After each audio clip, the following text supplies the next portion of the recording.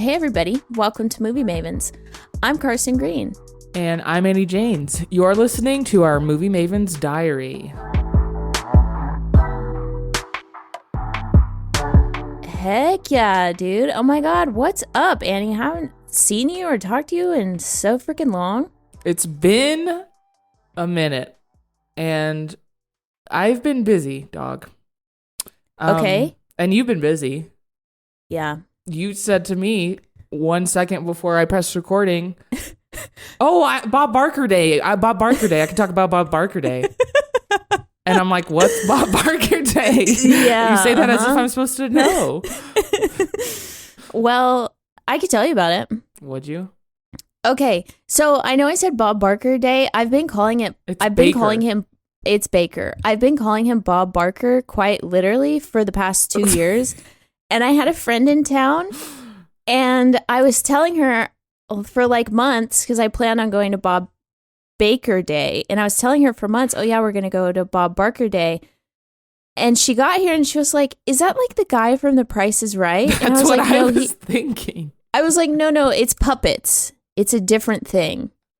Same name. I've literally been calling him Bob Barker for 2 years, Annie. His face. No. Anyway, Bob Baker Day. Okay, I went to Bob Baker Day, which I'm still just laughing about Bob Barker Day. Okay, what's Bob Baker Day? Thank you for asking. There is a theater here in Los Angeles. There's many, many theaters, but there's a theater here that is a classic marionette puppet clown theater. Classic. Yup. And it's called the Bob Baker Marionette Theater. And I have gone to a couple of events. Well, no. I've like gone to see the puppet show, and then I went to a short film festival that was playing there, and it was the weirdest shit I've ever seen in my life. And I was like, I ride for Bob Baker. Like, I am a stan. Yeah, he knows how to assemble a freaky little program, it sounds like. Yep. No, he really does. This old and man. Shout out. Yeah. So anyway, he threw this huge festival. And I went, and there were so many clowns, bountiful clowns, many, many puppets, many, many puppeteers, people dressed up. There was snacks, there was books, there was a kids talent show. Was there a main event, like a main show? I mean, there was like a main stage where there was like different puppet shows, and then like different, like I'm pretty sure there was like a pie throwing contest and like stuff like that. It was like literally kind of like small town shit in downtown Los Angeles, which was really fun and cool. Yeah, so, those are the types of things I've been doing to fill my time. Your little puppet shows. Yeah, little puppet shows. Little Bob Baker days. When we don't have Movie Mavens, I go rogue, and I go to fucking puppet shows. I feel like I lose myself. No, I had to branch out. I mean, there was nothing in the theater. Like, nothing was showing, so... Actually, well, Civil War was showing, and... we should address the elephant in the room. Oh, okay. We haven't watched Civil War. Well, we've been too busy, quite frankly. And Carsen says she won't watch it until she gets my seal of approval, or my seal of destruction. Nah, I don't know. Yeah. I have to see it first, and I haven't had the time. So here we are, fellas. And honestly, Challengers, I think, is more our lane, anyways. Yeah, true. I don't care to see Civil War, and I have a really compelling argument. Hit me with it.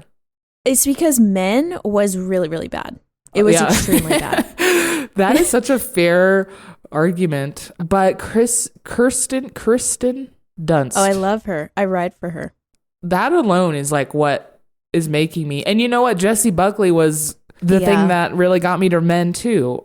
I mean, Alex Garland got me to Men, but that was before I knew about Men. So I think that Alex Garland knew, though, he fucked up with Men. because of his interviews about it. Go on. I don't know exactly what was said, but the vibe was the man messed up and he knew he did. Yeah.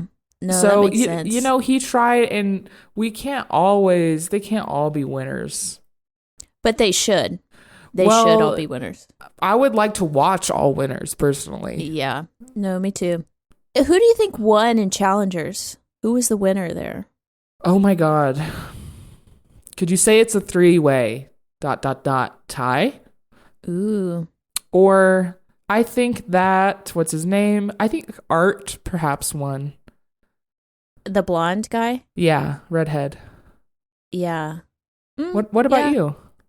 I think the rich daughter won. I think their Art and what Zendaya's rich daughter. I think she. Oh, she was their art daughter. Yeah, I see. Yeah. Well, we'll discuss this more at length in our double feature.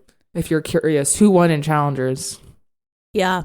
I know what won my viewing past few weeks, and that is Fallout. Amazing seg. I am dying to know what you think about Fallout. And I also have minimal commentary, but you first. Okay. Amazing. I love minimal commentary.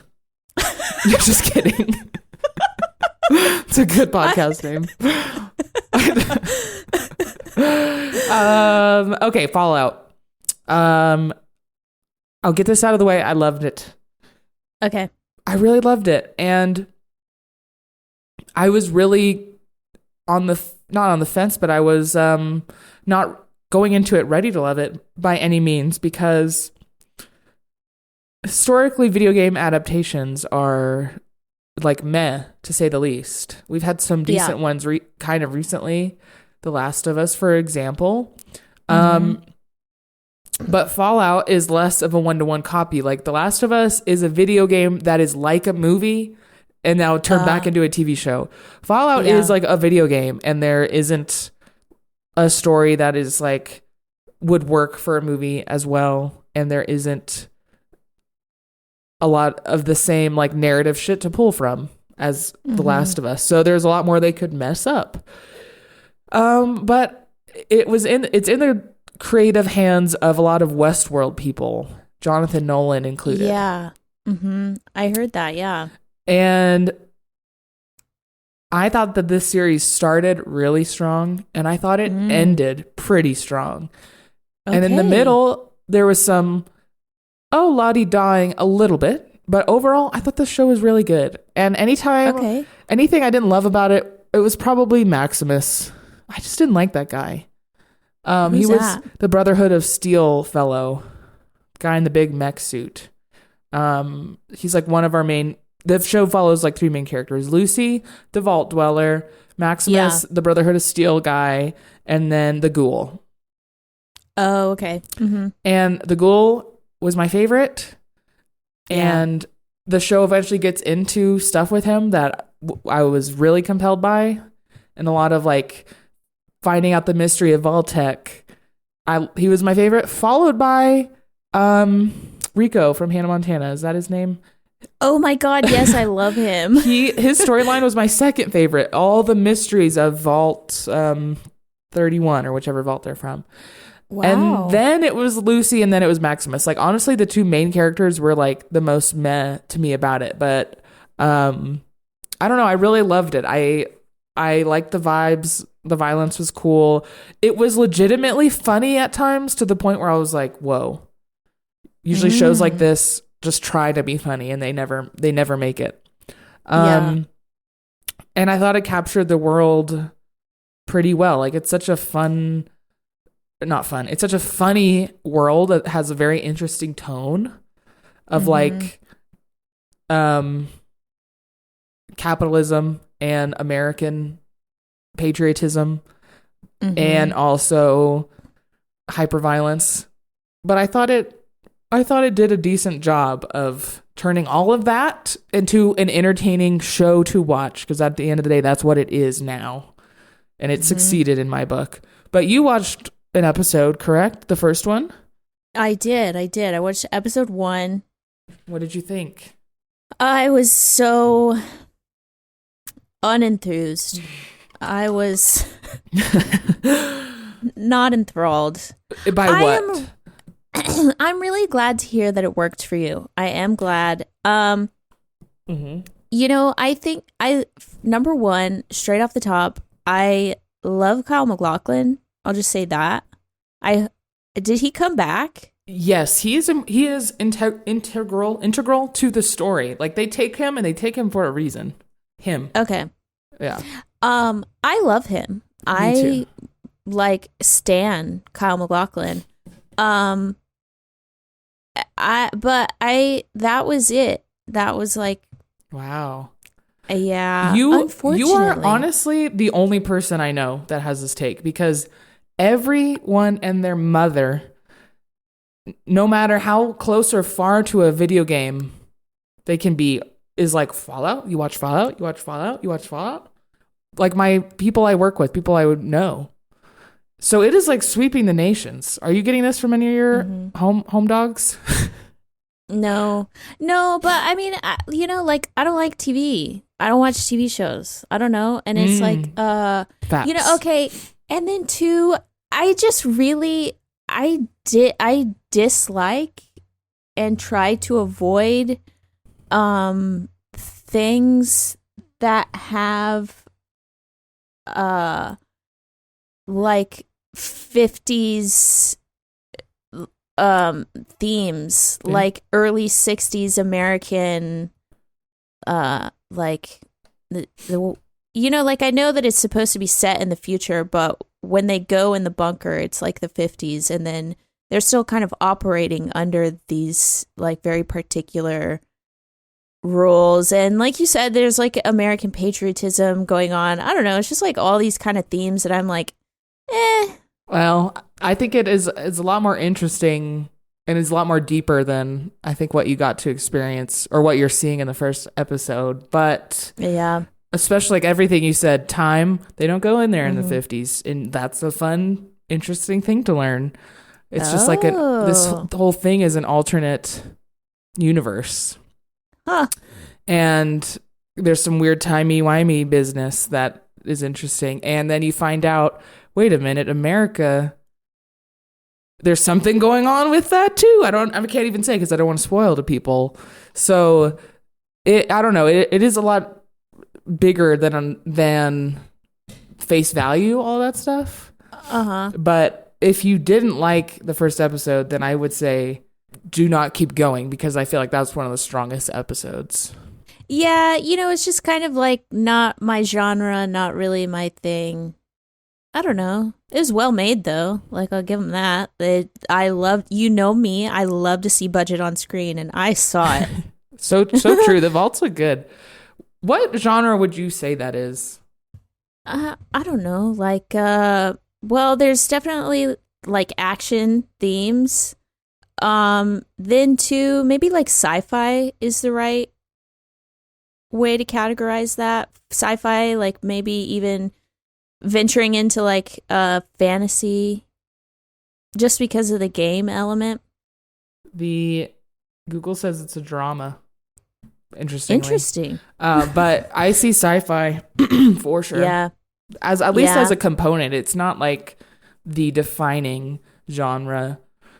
Yeah. But that's why I asked, because I don't really know what I would call it either.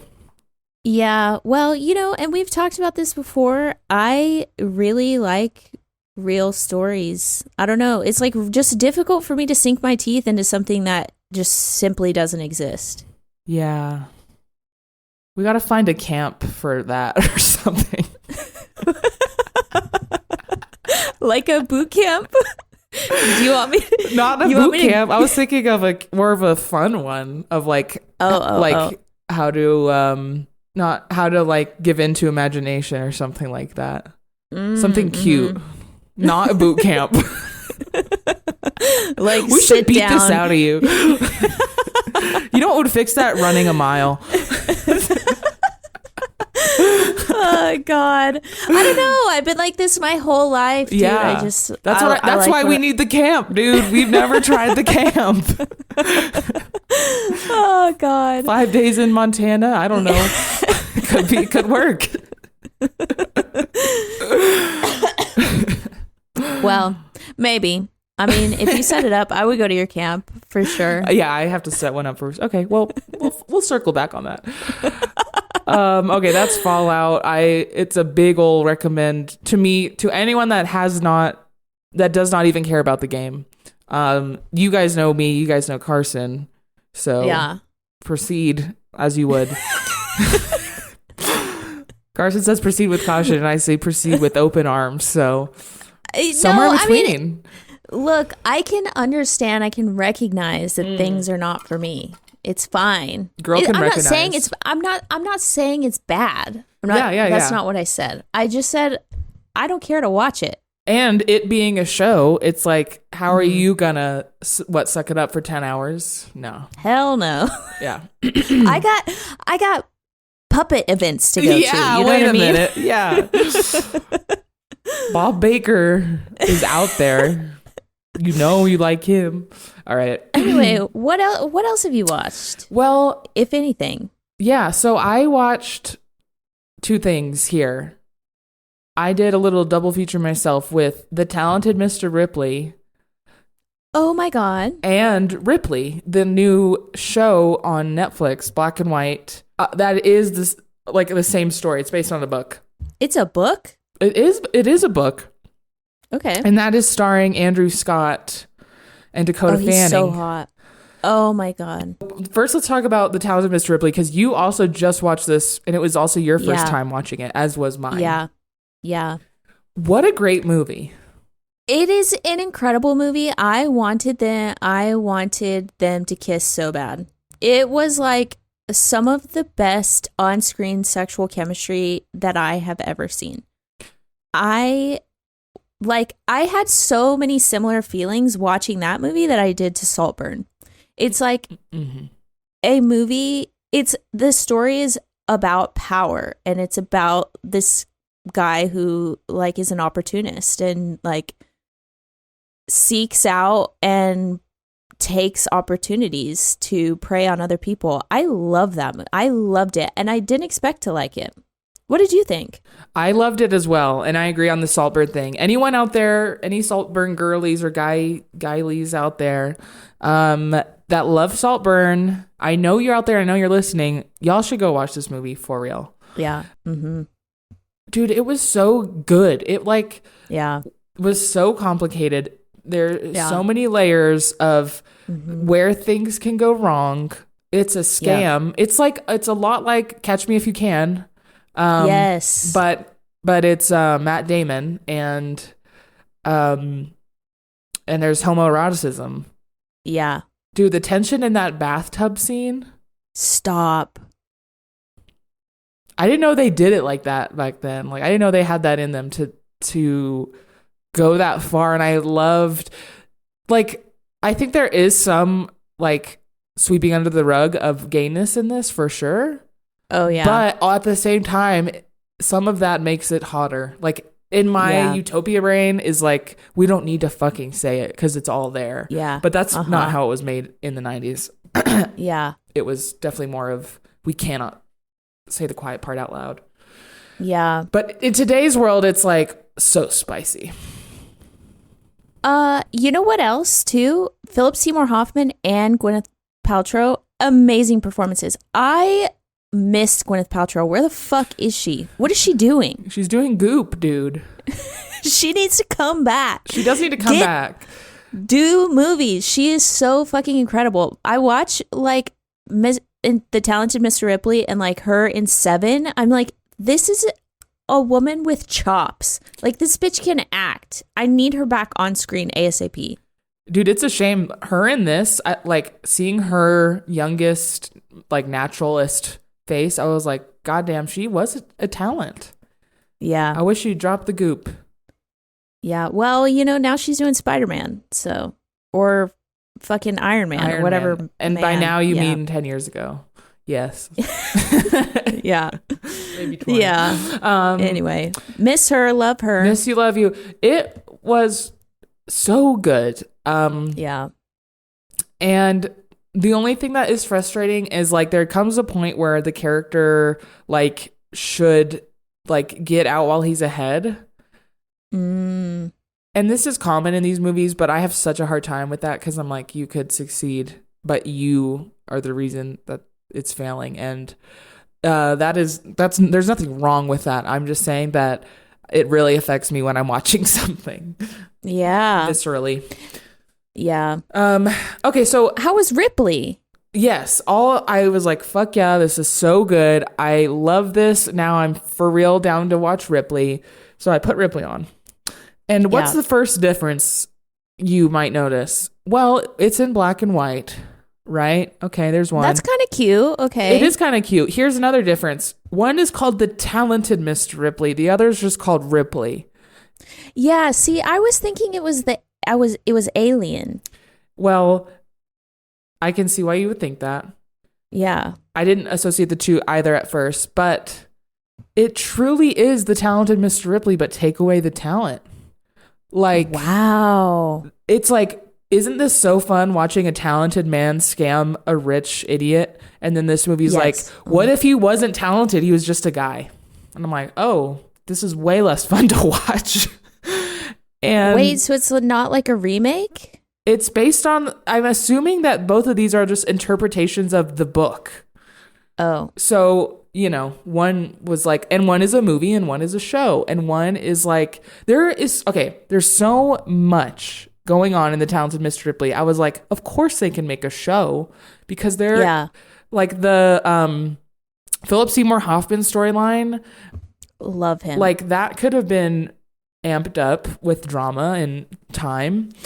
Yeah. But no, in Ripley, they decide to use that time to just like film slow shit, like someone going up and down in an elevator, and they're going to show you the whole thing every time it happens, kind of vibe.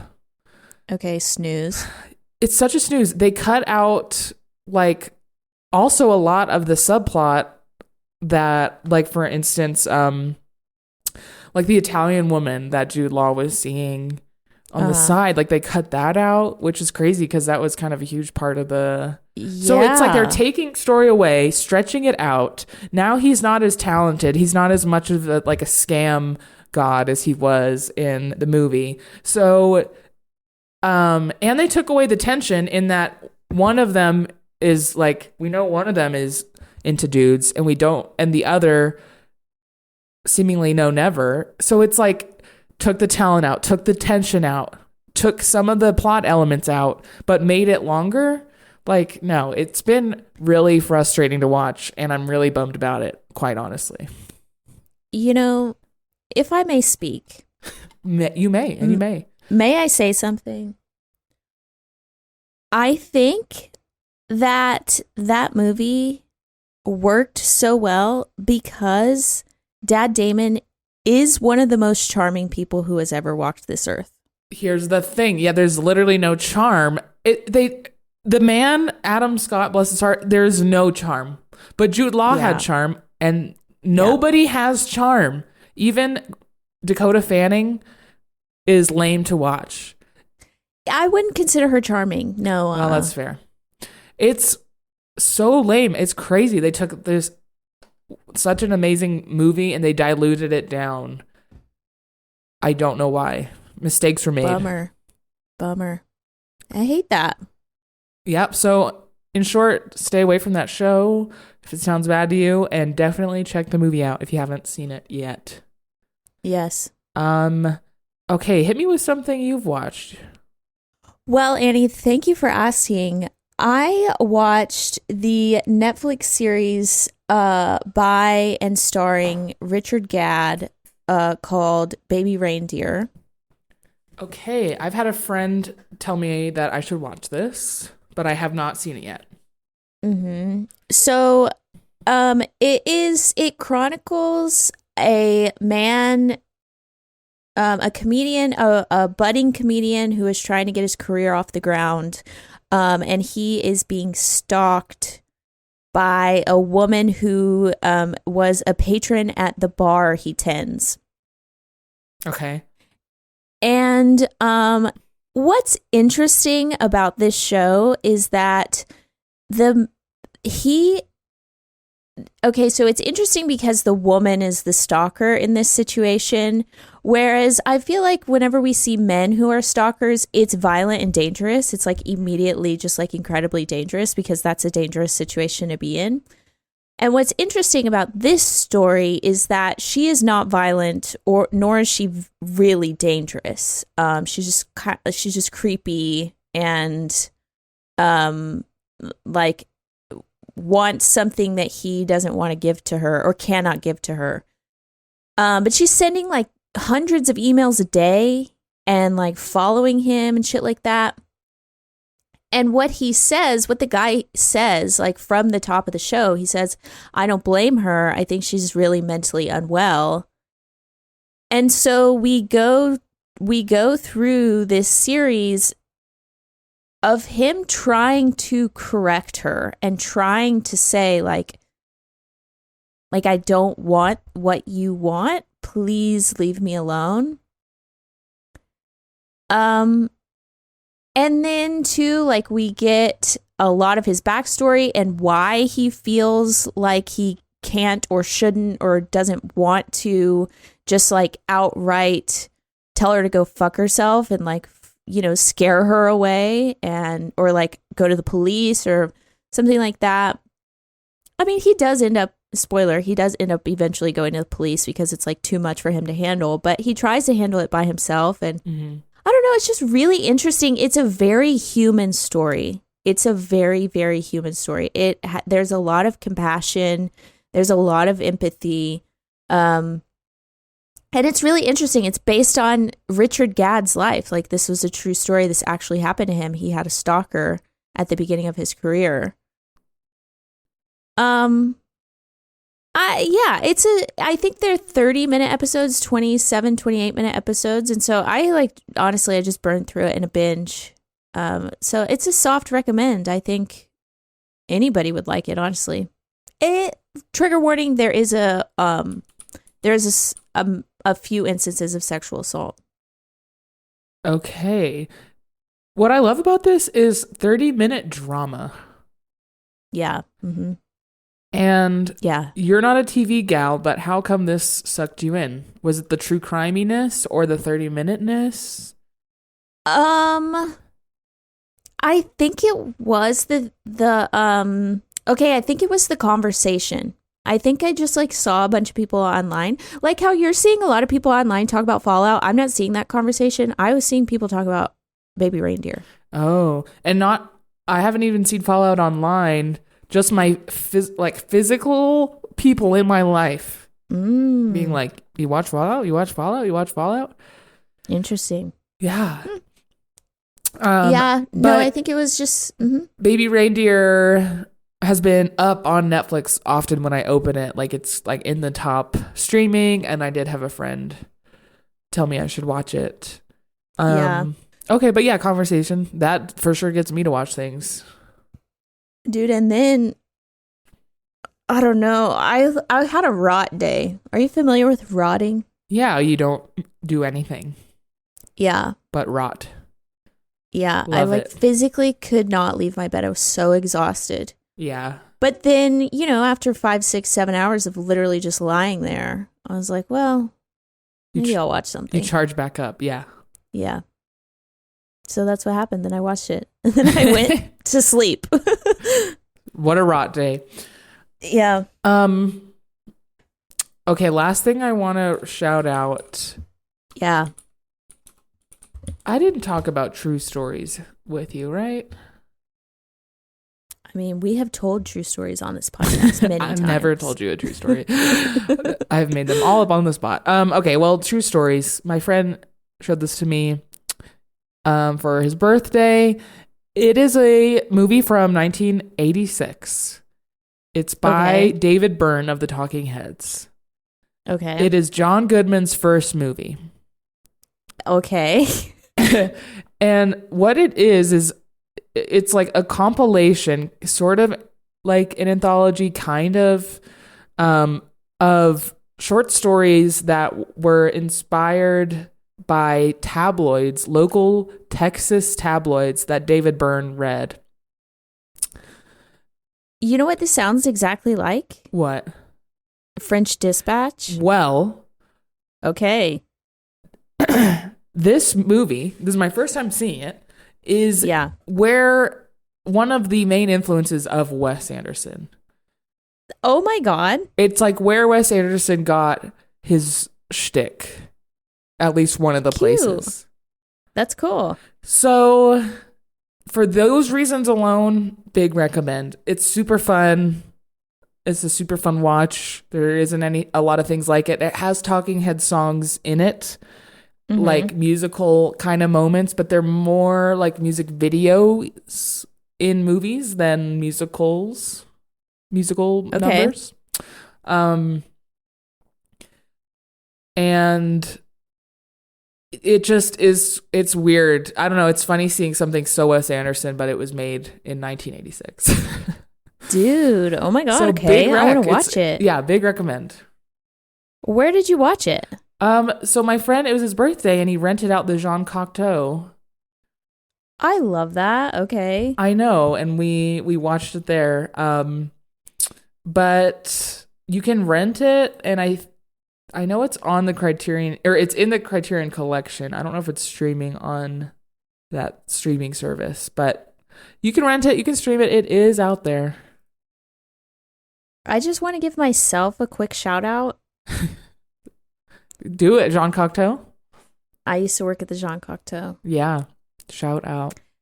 You know, I did several years ago. I did some programming there for a series called Girls Night Out. And I just have to say that series was the only series that sold out that season. So. Oh, wow. Here comes Carsen with the good taste. We showed Clueless.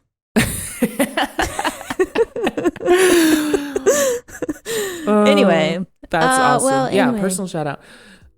Well, okay. Well, that's our diary. Is that it? That's our diary. Okay. Well, if you liked this episode, send it to a friend. Thank you. Also, if you liked this episode, leave us a review on Apple Podcasts or hit that 5 stars on Spotify, baby.